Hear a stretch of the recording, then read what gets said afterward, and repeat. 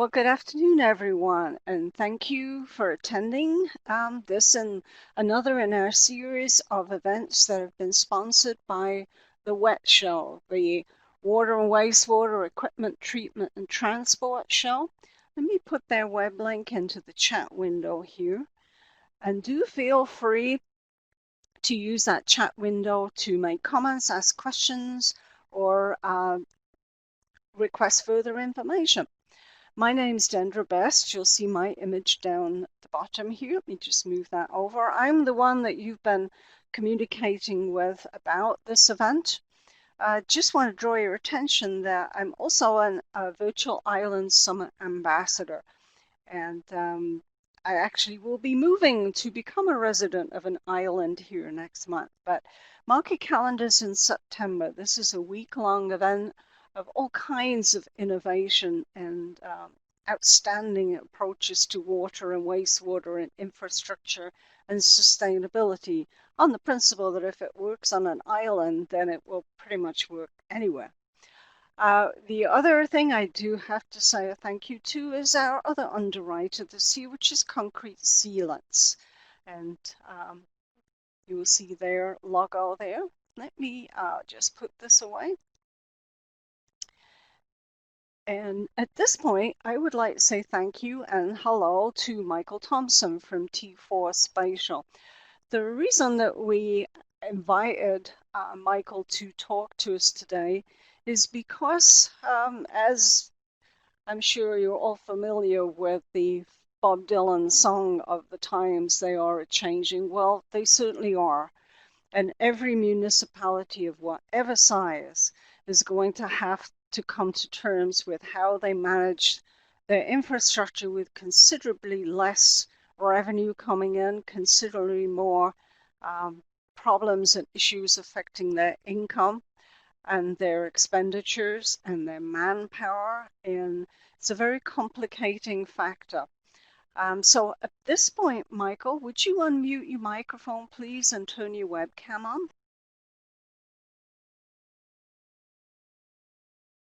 Good afternoon.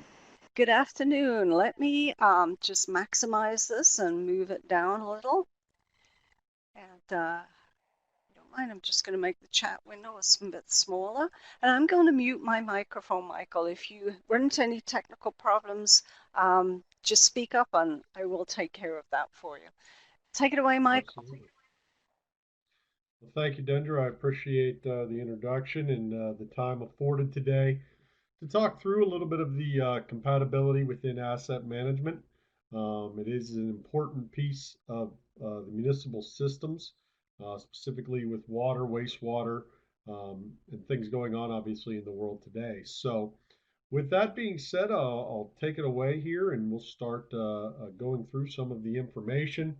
At any points, there's questions, as Dendra alluded to, please put that into the chat side. We'll also have some questions that we'll raise on that front. So we'll kind of go from there. So one of the things as we talk through, there's kind of a couple of things going on now. There's wave the white flag. What can we do?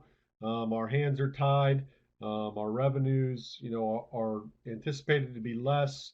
What's going to go on for these water and wastewater systems moving forward?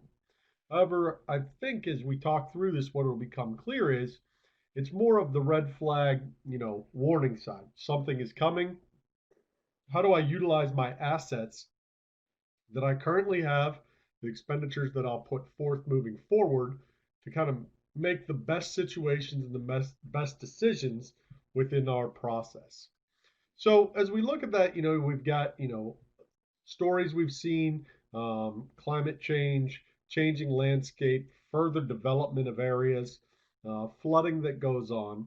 And I think a little introduction to our discussion today here is a video here of within Miami things that are going on. So we'll start up with that at this time. As the sea is rising, the same tides, they're riding on higher seas.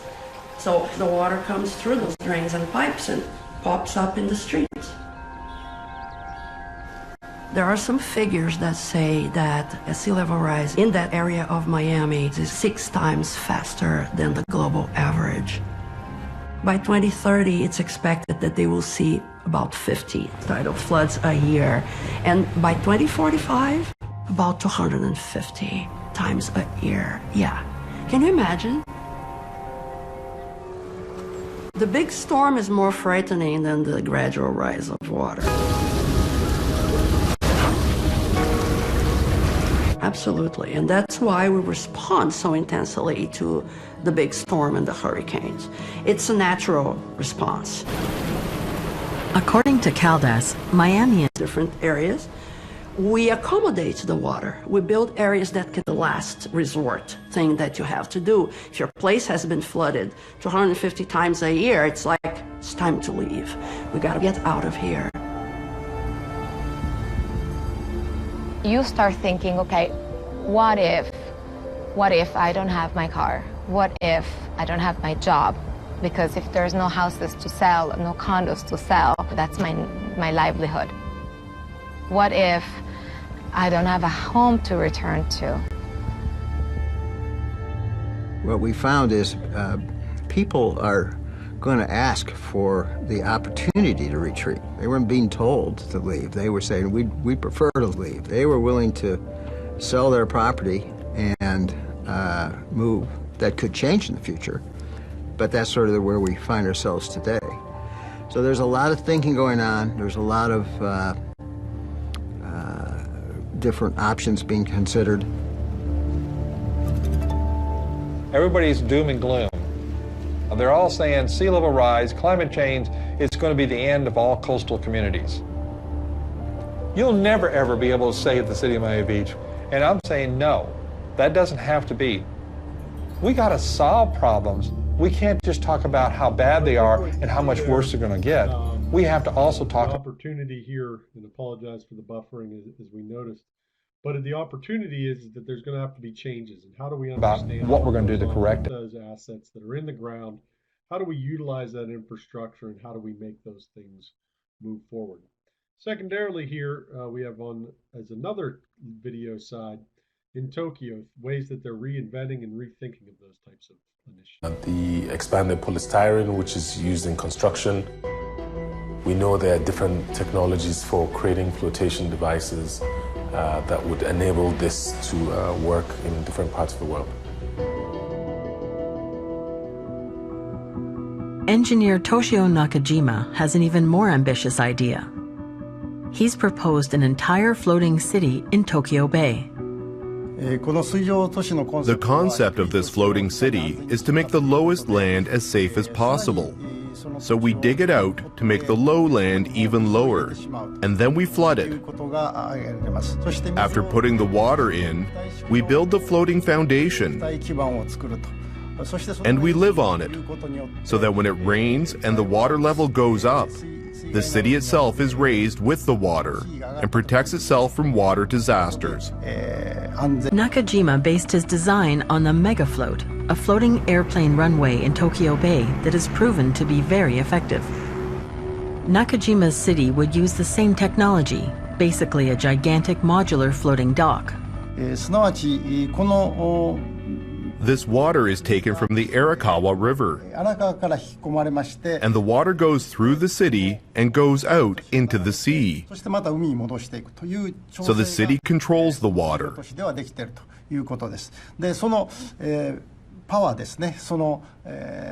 The energy we need to move the water through the city is generated in this area here by using the solar panels. We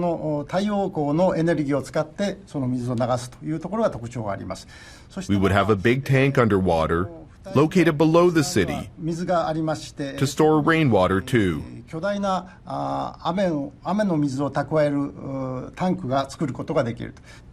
We won't need anything difficult technology-wise.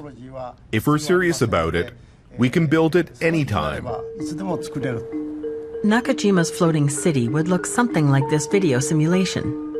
It would be able to withstand sea level rise, storm surges, and extreme rainfall. We basically have shown kind of two examples, one of what goes on in current scenarios and what, will occur in Miami and other coastal areas, and then certainly other ways to look at it. But all of these things will include assets, be that water, wastewater, be that municipal power, things like that, that'll have to be integrated. So as kind of part of the first scenario here, we've put together a little bit of a poll question. What we want to look at is kind of, are you utilizing cloud-based systems in your workflow? And as folks are looking at that, answering that, we'll kind of keep moving forward a little bit here. But as we look at asset management, there's a general process to how these things work. Specifically in the wastewater side, inspections occur, staff, contractors performing that work.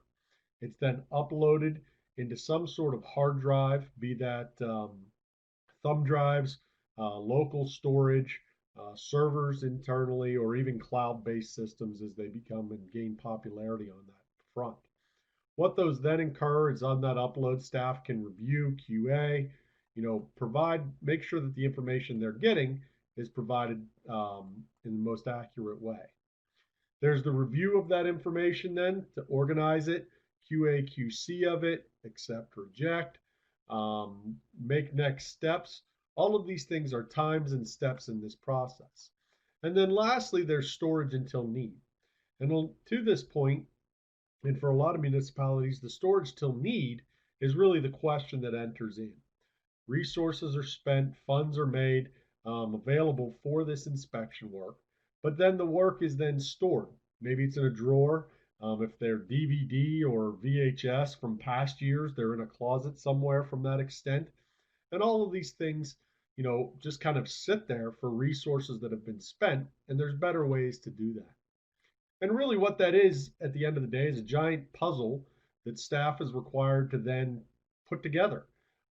As opposed to remediate issues and deal with them, they have the puzzle pieces that come through. The results on these sides are multi. There's a lot of different ways. There's limited access to them, specifically in the last several months as we've seen COVID hit. People are outside of what's the shareability of those resources. There's user management issues. Who is allowed to see those? How do I get next step key stakeholders involved in that plan? And at the end of the day, it becomes more of the smart city. How do we work through, how do we look at these scenarios and say, we need to do a better job of this work. We've got different resources in different locations with different people. How do we make it more seamless? How do we make that smart city that has been talked about, that cloud-based services and asset management really gets to the heart of? You want to be able to see where those resources are and how do you utilize them best so that each step can be done and accomplished with efficiencies that go forward. So really, as that relates to asset management overall, you've got these different pieces of the puzzle: contractors, the municipality itself, perhaps it's consultant engineer. Who's sharing that information? Are you keeping key stakeholders involved? Is there softwares and service? Overall, that results in the goals that you want to have in a system moving forward. And as you can see on the screen that we've put forward, you've got the goals within the system. You want simplicity in action. You want to allow those professionals that are working with your assets and your infrastructure to complete their tasks, tether existing resources that you have, make them compatible with resources that you've spent money, hours, training, familiarity with your teams. Be agnostic to what systems you use. If I can get data into my system, how can I make it flow efficiently to work with everything? And at the end of the day, you want that to be a component of proactive approach with your resources that you've used. And what do we mean when we say preventative maintenance, asset management, ideal approach? Well, for a lot of municipalities, there's kind of this spectrum that you've got. You've got some folks that, due to resources, appetite in the municipality, where they're only looking at the hotspot areas. We have these problems here. We always have them here. We take a look at those, but we're not looking at the system in whole. We spend resources, be that time or energy, on those problems where others are lurking down the road. As you have municipalities that are more advanced in their setup, they've started to conduct consistent reviews. They've gotten more inspections regularly underneath them. Maybe that's regulatory in nature. Maybe that's a proactive approach to how they want to use their dollars and spend them.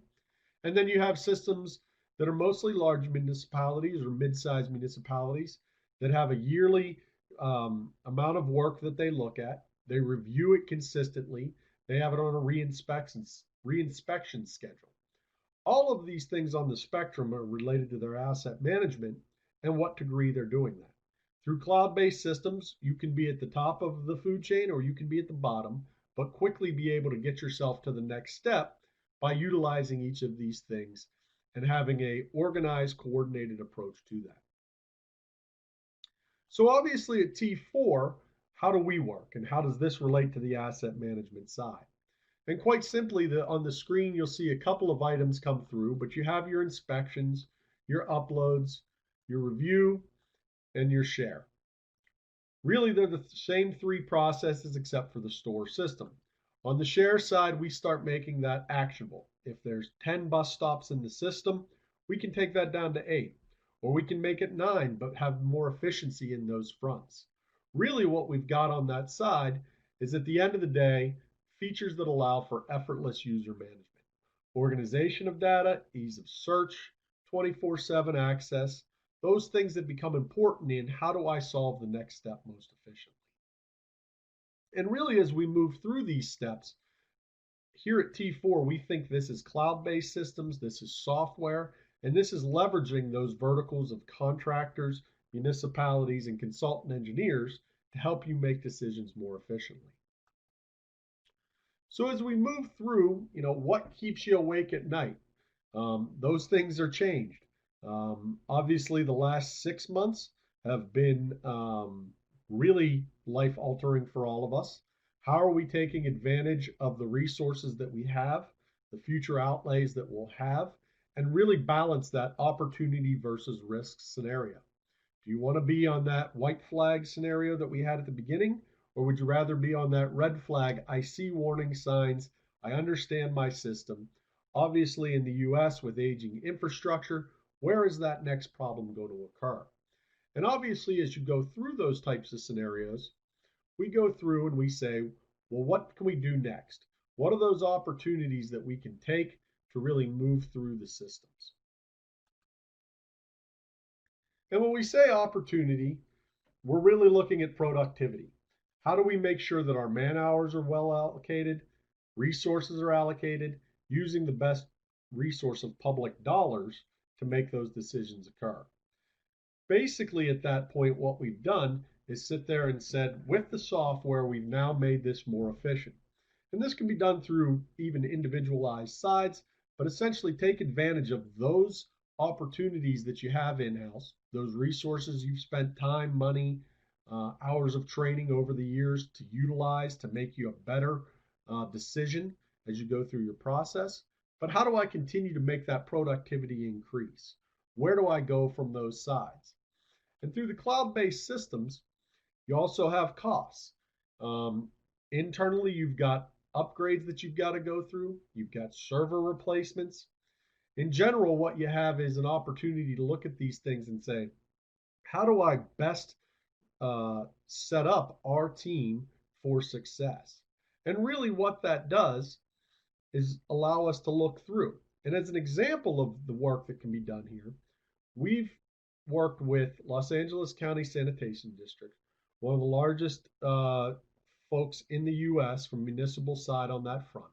And we've helped them integrate what resources they've spent to help them move forward into cloud-based errors, decision making on the fly. And I think this video will highlight what that can help you with.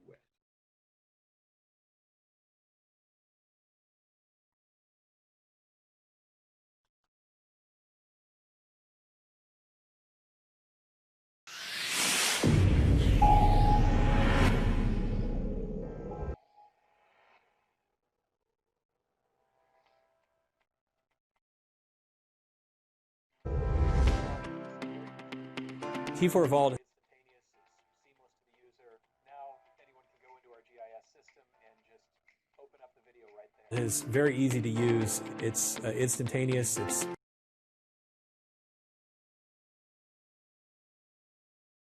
seamless to the user. Now anyone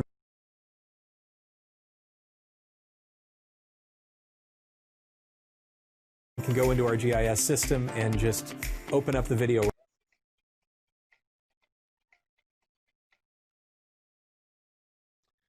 So right that's a there. real brief overview Our sewer design in section. regards to how they can use those systems and really how they make those systems work for them. At the end of the day, what you have is opportunities to move forward with those information and now have them at the touch of a button. Integrating GIS teams, integrating support teams, be that the operations folks on the ground or those that are making design changes. Is that the construction? Is that the refurbishment? What needs to go on within those pipes from that side? So as we've gone through and talked about these opportunities, there's a couple of things that we want to do. We want to optimize the risk, obviously. We don't want to be penny wise versus pound foolish on these items, especially as we move forward. But even if there was not COVID, if it was just being smarter about the way that we use our resources that we've had over the years to now make better decisions moving forward. And those things are all related to the security of the systems. If I'm going to migrate to this, how do I make sure that it's secure? Really, what we've seen and easily, looked at items is, ransomware. Cities being inundated with attacks from their services. It's internal versus what we look at as cloud-based security because you're moving to an enterprise-wide system. Large organizations that utilize this information that makes it more secure than localized services sometimes can provide. And as we go through those, that allows us to look at, do I have personnel that's looking at this? Or do I use those cloud-based services that do this every day for millions and millions of folks, thousands and thousands of companies? How do I make this work for us? And as such, the organization of the resources that are there now helps you make those decisions that go forward. So what has been kind of a process that is step by step is now seamless on that side. What we have also here is a second video that we'll pull up in a second here that kind of talks about that workflow process. How do we use those current tools, current resources that we have and make them work for us on that front? How do we make the personnel be more efficient in the work that they do? If you're sending crews out to do work, do they know where they're going? Can they look at the information that they're working with and make it more actionable to them? All of those things are important as we move through. The workflows that come back in, that inspect, to upload, to organize, to share, are those steps efficient for our teams? Overall, what we don't want to be doing is looking in the rear view, but additionally, we don't move forward with the view of things will come up from behind. How are we moving forward while we know things that are out of our control in the markets that we serve are being more efficient? So with that, we'll play the video here that shows a little bit of how these things kind of work for us.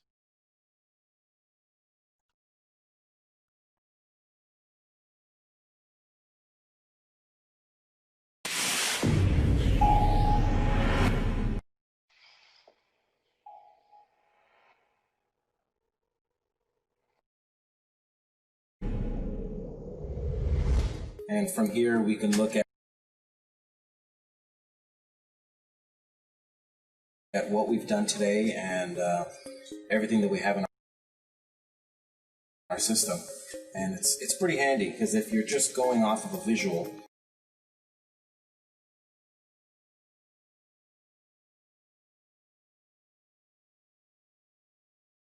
it's really, really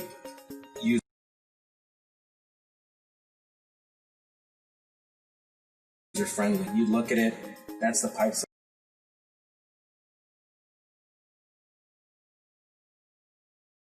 segment you want. You can zoom in on it.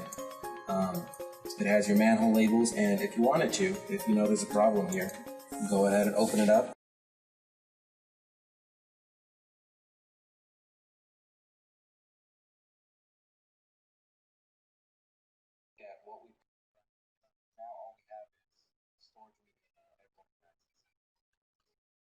So what we've got from those scenarios are now we've moved from what was very disparate systems to now we've got a very synchronized system. How do we take that and make the action item that one group does impactful for the next group because they have it at the touch of their fingertips?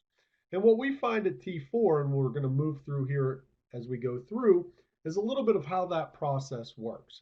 How do we take information that's been kind of sent and put in different places and work through it? So as I play through here a little bit of kind of the demonstration of our services, what we've got on that front is an uploader, basically dragging and dropping inspection protocols from thumb drives, from local services, and dropping them into our software. This is done, videos are prepared. As things go through, they'll process. And as part of that process, what we have is the ability to review what was uploaded. Was anything missing? Was there things that were provided that didn't come through? One of the things we see in the municipal world is we know we've inspected that line, we know we have data on that line. Where is that? We try to organize this and make it so that things can be dropped into the same scenario. So therefore, you don't have multiple applications, you don't have multiple items, you have the ability to load and unload items. And once uploaded, what it'll go through is the T4 Vault.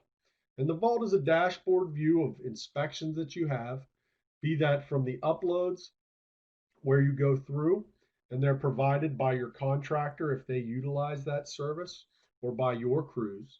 You can rename them to organize it as you need. You can transfer to other teams as you wish. And then you can view the inspection data in a dashboard that's web enabled. Now, as opposed to VPNing in, connecting to the internet, staff has the ability to search on assets.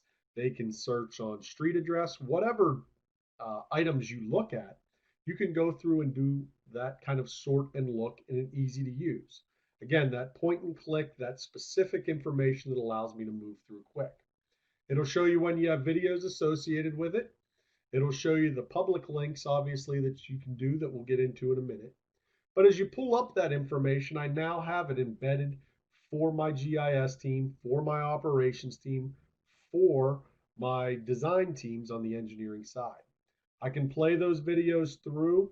I can look at them as I need. I can send them to my field teams as they're out on location to review. I can look through the codes. I can understand the detail information. I can edit that information. I can now make it more actionable. Perhaps I've got items that I want to be able to say I have criticality ratings. Let's say I have a 1 to 10 rating system. I could put in, I could have, or excuse me, 1 to 20 rated system. I could put in a 20. I've now said this pipe's under a hospital. It's very important to us. I've added to the information that the field has collected from an operations team. I can also look at those PACP scores. I can look at observation views. I can go in and do basically what I need from what was called out by my team to make next steps. Be that the images that were collected on the video, and then the history of this. Maybe as an operations director, I changed a street address. I changed a work order. I changed that level of consequence. Everyone knows what's gone on with this asset. I can also go through and add to those videos. If a observation was missed, I can do that. But one of the nicest functions here is the share that's on the screen now. Basically, by embedding this in an email within your system, you can now share this information with folks, be that work orders that they have or assets they've presented. At the end of the day, you've taken all of that data that different folks had to touch, locate, and put it in an organized way that you can share out. You have different observations. You can look at multiple years of an inspection. This pipe 5 years ago was in good shape. Today it's not. I need to make next steps. I need to send it over to the design team to make that next decision for repair or refurbishment. And all of these inspections and data are then put into our storage side. So you now have it on the cloud, accessible from any seat, be that those that are working remotely. Perhaps in the COVID side, you've got folks that are working every other week, every other day, social distancing on that. Folks can still make their decisions, keep the workflow moving so that everything is done accordingly. And all of those are done in a GIS link scenario. So what that embedded link that has been highlighted there can be placed into the GIS. And now from a GIS system such as Esri ArcGIS, CityWorks, whatever you utilize to manage assets from pipes to streetlights, you can access those inspection videos from that side without having other scenarios. All of these things allow for you to go in and make those things more accessible to you. So from that point, what we've done is go through and take that and say, here's what we want to do from that side. And if we can minimize the Zoom walkthrough here for a second, please, Dendra, then what we can do is go through and say, these are the opportunities I have to be smarter about the assets that I manage. Again, going back to the scenario of saying, I see what's coming up. I know what our asset condition is. I know which ones I need to make remediation decisions on, and I know which ones do not. I can now spend my resources as opposed to it caught up to us. We already spent that money. Something new now needs adjusted. I've now taken a proactive approach to looking at those inspections. So as we've walked through the information, we've basically shown how cloud-based systems allow you to be smarter about the business, have the accessibility to our inspection protocols, to allow us to make decisions and share with the next group that needs it. All of these things are open on that side. In addition, with T4 and with other cloud-based systems, because sanitary wastewater inspections have PACP coding, assets are able to be tracked and are able to be called. A pipe in Tacoma, Washington is the same thing that you call a pipe in New York City. So with that shared language and with the vendors that are out in that space, you're now able to condense what you're utilizing, have it in an easy to read system, and share it within your network so that they have the opportunity to make their decisions as quickly as possible using all available information at your fingertips. So from that side, what we've talked about today is obviously those opportunities that we've had on that front, what we want to make sure of, and really how we want to utilize those sides. If I can move our screen here that I've got from the Zoom and minimize that, please. What we can do is now say, I am being proactive in my approach. I'm taking resources that we've utilized and spent for the years, and I've made those opportunities now something that is actionable in the future. At T4, our mission is simple. We want you to get more value out of the data that you have under your disposal.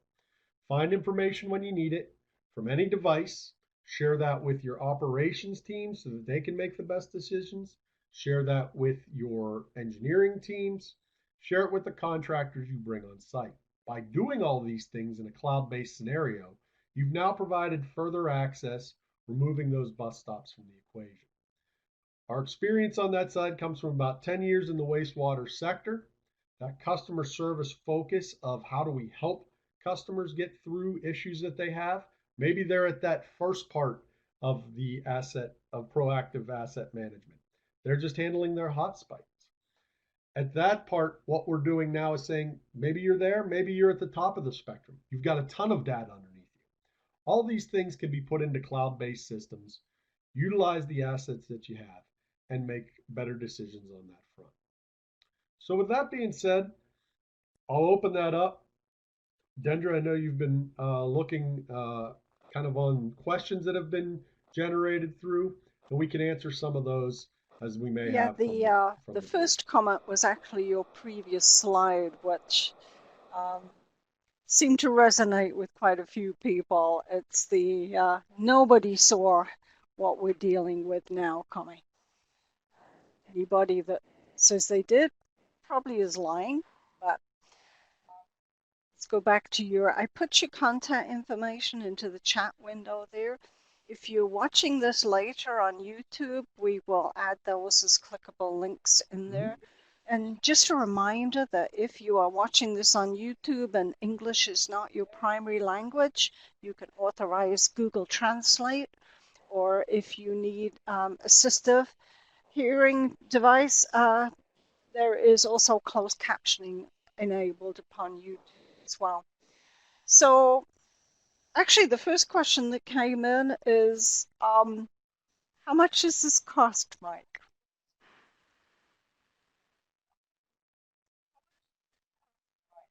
Sure. Always always an important part of the equation. So while there's different prices for different size municipalities, what we look at is based on how many videos, what size system do they need. Small municipalities can do it for less than $200 a month. Mid-size, for the cost of inspection equipment that they use in the field, it's the same cost. We're not a seat license based scenario. Up to enterprise wide systems for larger municipalities. So we customize that based on that side, but definitely for the return and the efficiencies that you get, we feel that it's a price point that you find that savings. As part of the resources, an additional item, one of the items in the Los Angeles County case study that we have, they've articulated to us and obviously shared in there that they're saving 800 to 1,000 hours a year because of using cloud-based systems to help them yeah, the follow-up comment was the penny wise, pound foolish really resonates with us. We spent a fortune chasing our tails, trying to get to the point where we could have just enabled our cloud-based services and saved us a lot of time and money and frustration, I'm sure. Yeah. Yeah, and I think a secondary part to that I would offer out there is it's also not about, well, we've got to put in a huge expenditure to get up to speed. There's been dollars spent over the years on these inspection pieces, be that basins, be that entire cities, be that hotspots. That data is actionable for folks. I think that's what gets lost in a lot of kind of integration of cloud-based IT type ideas, is that now I've got this huge outlay that I've got to do to get us up to speed. That's not the case. With systems like T4, you can utilize those services that you had in the past, provided that they can get that information to you. We can now visualize what data 5 years ago looks like. Those dollars that maybe were sunk because they're sitting on a server or in someone's desk are now action items for the next steps that you can take. So it's really about utilizing, what you've spent, Hey, what actually, tools there you was a use, question that and how to make them deals talk together. directly with what you were just discussing, and that is about forward compatibility. How do we integrate the programs that we already have? How difficult would it be to switch to something like a cloud-based management program?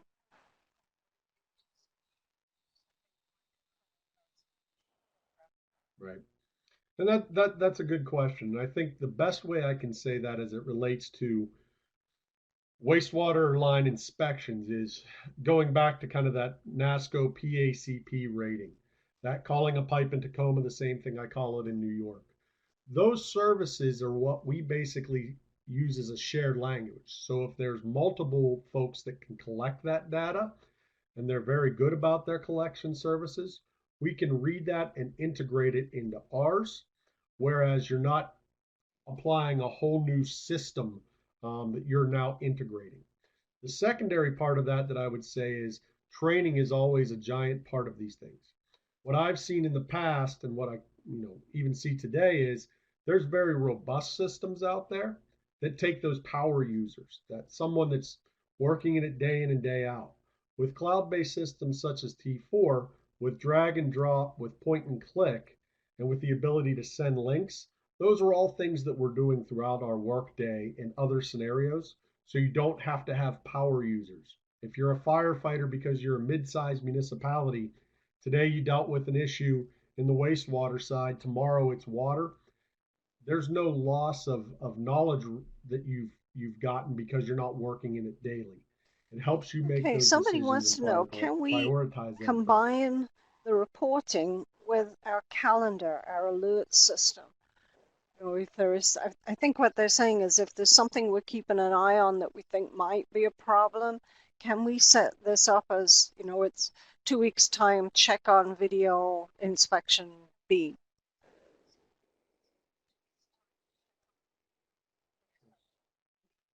Sure. So there's several ways that can occur. I think the most important piece for any cloud-based system is that you still have your asset management and you still have your collection time. Some processes are the work order system where you can go in and say, hey, our system created a work order. Now that is pulled in through the inspection data so that I can look up that specific line and review it timely.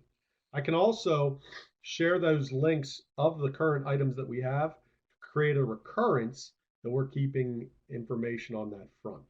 At the end of the day, what we want to enable is that bus stop process where if a line is important to you and you need to review it, check on it, make sure it's, under that hospital in that major intersection, that you have the ability to share the knowledge you have of it today and what you've acquired tomorrow So the in follow-up one with screen that that in came a in is seamless if I've format. set up a specific something that an employee needs to do, is there a way in this system to check if they did it?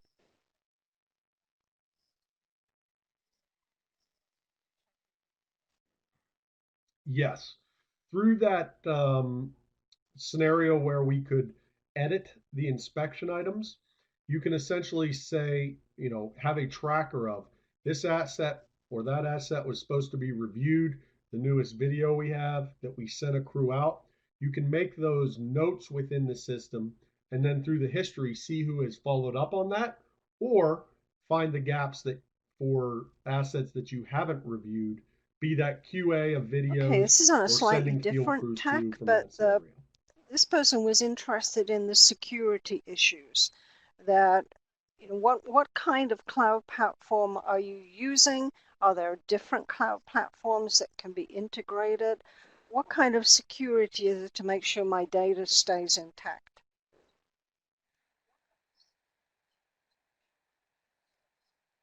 Sure, that's an excellent question as it relates to asset management and cloud systems. So essentially what we are powered on is AWS, Amazon Cloud Services.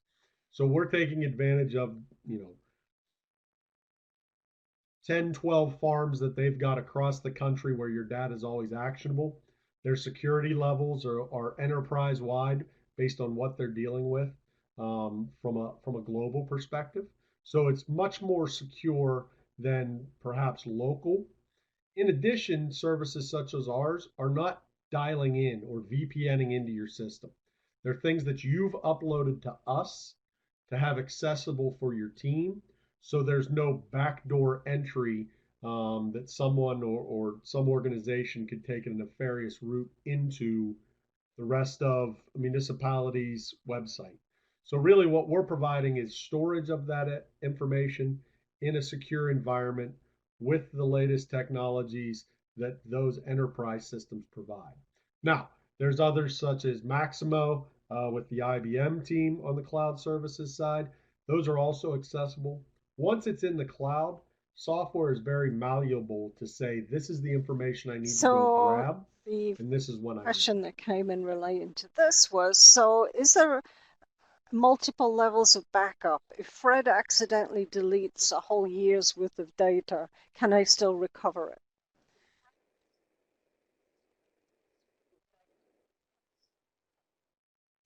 Correct. So where the cloud provides additional levels of comfort and security, it also has any of the inspection work that's been uploaded.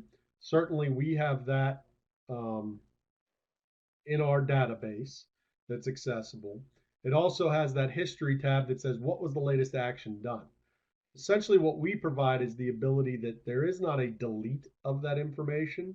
There's cold storaging of it to provide more space for yourself. If you have an inspection from 5 years ago, you certainly want to keep that, but you don't want to have it maybe as active. So there's different ways that they can take a look at their data and make it work for them to have the most prudent We've all information. noticed some very high profile municipal ransomware attacks. Is there, it's right, I'm reading it. How can we protect our data from being hijacked by someone else?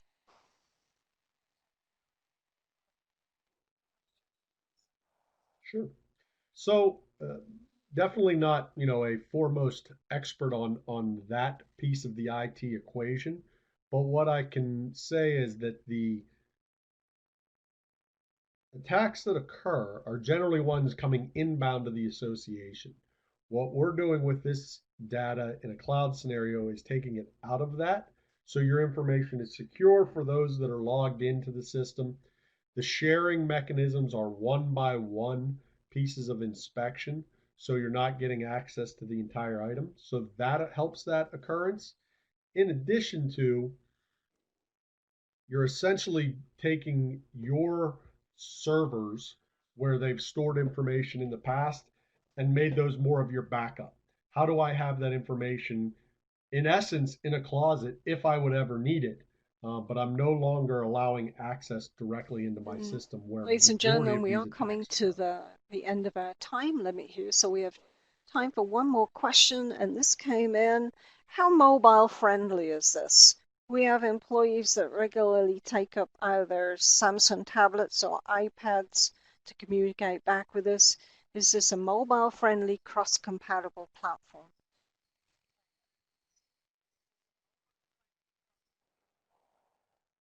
It's a good question. So we are mobile compatible, Mac, PC, any kind of mobile device as long as they have their wireless signal. Essentially, it can be displayed on phones, tablets, tough books, essentially anywhere where staff would need that opportunity to review, as long as they have that information in their, or excuse me, as long as they have that access to the web, they can get this information. That's important because it's not specialized software or specialized hardware equipment that they need. It can utilize, again, that information and those resources that they have already outlaid monies for. Now, where we additionally see that moving forward is as 5G becomes more prevalent, now some of this information that is uploaded and streamless can even take on more efficiencies for folks. So the time that it takes to upload, review, share will only improve, making your Okay, staff and I that's misspoke. There making was that one other decision that question that much more came in. effective. And this absolutely will be the last one, ladies and gentlemen. This is, we have a particularly thorny situation that we're keeping an eye on at the moment. Is there a function in this particular platform to be able to have a real-time running reporting mechanism?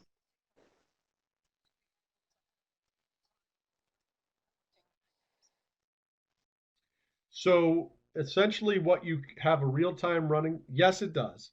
It does not have what I would call a check system of, we've set a timer on this and it tells us when to do things. Those steps have to be made in asset management specific programs. But what it allows information is when updates of inspections were done, what steps were taken, who made those steps, and who has the data now. So where you can see on that asset that's that important or that specialized for your team, how do we make that transparent to everyone of who's now taking the Okay, appropriate step in the if there are any process? other questions, please feel free to put them in the chat window. And while you're thinking about that, in the bottom part here, there are a couple of live web links, one to T4 Spatial and one to the all of 4 PBS Sinking Cities videos.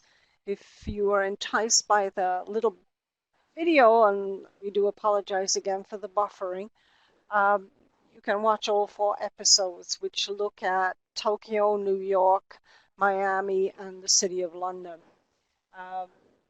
These obviously are massive metropolitan areas, but the problem is the same everywhere. It's just scalability. Also, on the right side of the screen, there are some downloadable resources. You can click on those, highlight them, and click the download files window. And that LA County case study is there as well. Mike, do you have any final comments?